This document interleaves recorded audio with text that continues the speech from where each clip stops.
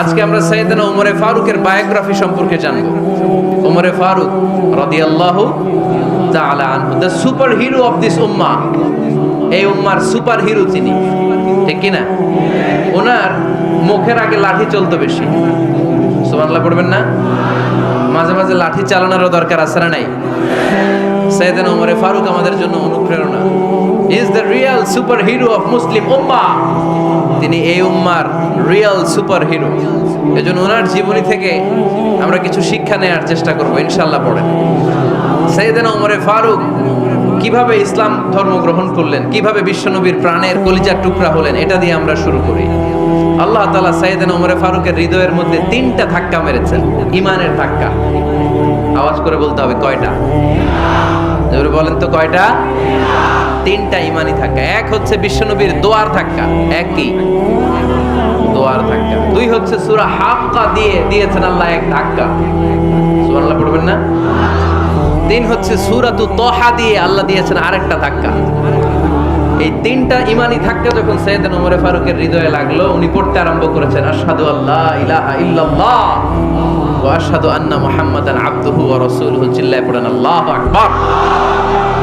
বিশ্বনবী মক্কায় বসে বসে তাহাজ্জুদের সালাত পড়ে আল্লাহর কাছে দোয়া করলেন, আল্লাহুম্মা আইজ্জাল ইসলাম বিআহাব্বির রাজুলাইনি ইলাইক। ও আল্লাহ, 2 জন লোকের নাম বলবো, 2 জনের দরকার নেই। এই 2 জনের একজনকে আপনি ইসলামের সুশীতল ছায়া তলে এনে ইসলামকে বিজয় দান করে দেন। মুহূর্তের মধ্যে দোয়াটা কবুল করে নিয়েছে কে? বিশ্বনবী বললেন, আল্লাহ 2 জনের নাম বলবো আজকের দোয়ায়। আবি জাহাল ইবনে হিশাম, হয়তো হিশামের বেটা আবু জাহেলকে আপনি ইসলামের ভিতরে নিয়ে আসেন, কিংবা ওমর ইবনুল খাত্তাব, খাত্তাবের বেটা ওমরকে আপনি ইসলামের ছায়া তলে নিয়ে আসেন। ওমরে ফারুকের জন্য দোয়াটা কবুল করে নিয়েছে কে?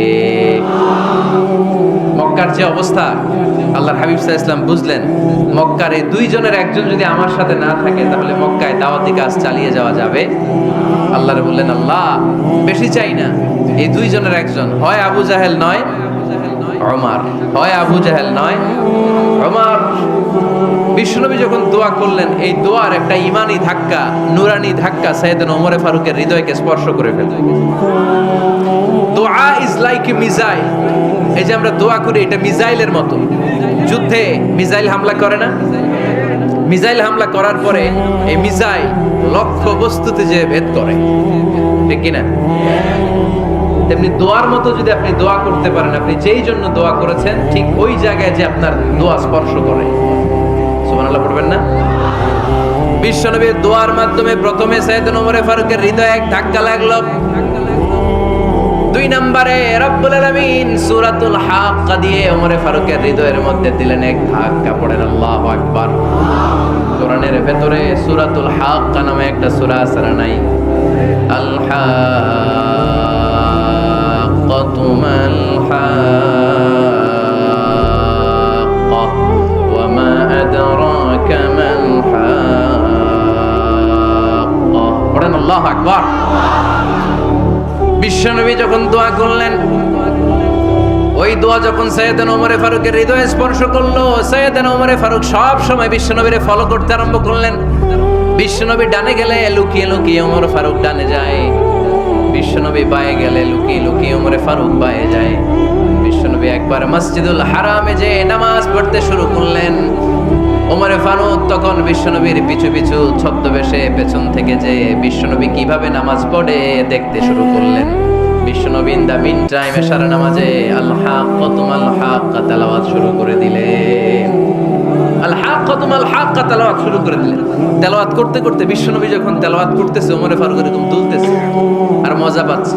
ওমিয়া বিশ্বনবীর কণ্ঠ বুঝি আমার মতো কণ্ঠ, আপনার মতো কণ্ঠ, আহমদ বিন ইউসুফের কণ্ঠ, আব্দুল বাসিতের কণ্ঠ না। বিশ্বনবীর গলায় যে কি সুরের ঝংকার আল্লাহ দিয়েছেন, কি সুরের লহরী আল্লাহ দিয়েছেন, একবার যে শুনতো পাগল হয়ে যেত। আল্লাহু আকবার।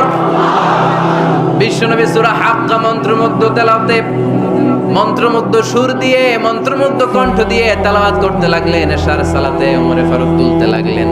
ওমরে ফারুক যত শুনে অবাক হয়ে যায়, যত শুনে অবাক হয়ে যায়, যতই শুনে অবাক। কিরে?